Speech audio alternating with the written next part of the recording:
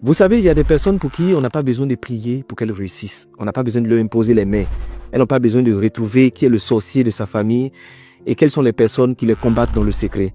La seule chose qu'elles doivent faire, c'est d'apprendre à se déconnecter d'Internet depuis leur téléphone, à déposer leur téléphone quelque part et à se concentrer sur ce qu'elles doivent faire. Ça fait partie des résolutions les plus importantes de ma vie que j'ai commencé depuis un certain moment qui me permettent d'accomplir et de réaliser des choses qui moi-même par moment me dépassent. Vous devez apprendre à vous déconnecter de vos téléphones, à quitter Internet, à arrêter de scroller machinalement pendant des heures, sans rien rechercher et sans rien faire de vos heures.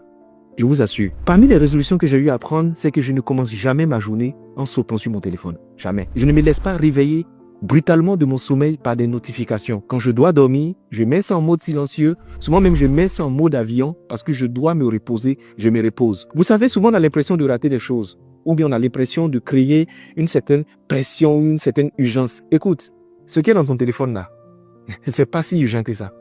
Le monde va continuer de tourner si tu n'existes pas. Par moment, dépose ton téléphone de côté. C'est pourquoi, à la veille de chaque jour, j'ai mon bloc-notes où je sais ce que je dois faire de la journée, où mes temps sont organisés, où j'ai appris à chronométrer les moments que je passe sur mon téléphone et sur Internet. Et vous savez, ce détachement qui s'est fait petit à petit, souvent, j'oublie même de connecter mon téléphone. Quand je me connecte, c'est vraiment pour partager du contenu, pour regarder mes mails, pour parfois me distraire par moment parce que ça arrive, c'est utile.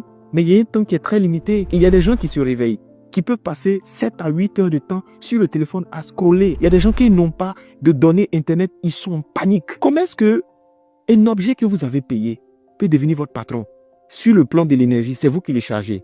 Sur le plan des unités, c'est vous qui le chargez. Sur le plan des data, mais c'est lui qui est votre patron. Il y a des gens, c'est leur téléphone qui indique le tournant de leur vie. Quand ils sont accrochés comme ça en train de scroller, aucun monde n'existe autour d'eux.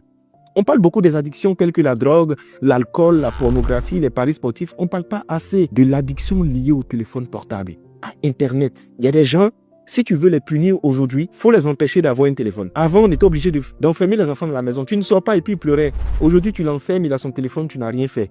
Parce qu'il sort à travers son téléphone et il est partout dans le monde. Si vous voulez accomplir des choses qui sont bien, vous devez être autodiscipliné.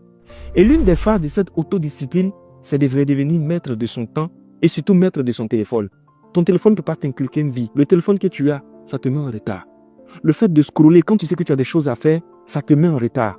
Faut pas que le téléphone que tu as acheté devienne ton ennemi dans ta vie. Apprends à te déconnecter. Apprends à te concentrer.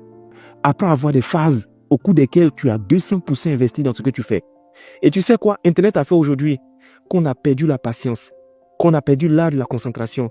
Il y a des gens qui sont incapables de lire des livres qui sont physiques. Il y a des gens qui sont incapables de se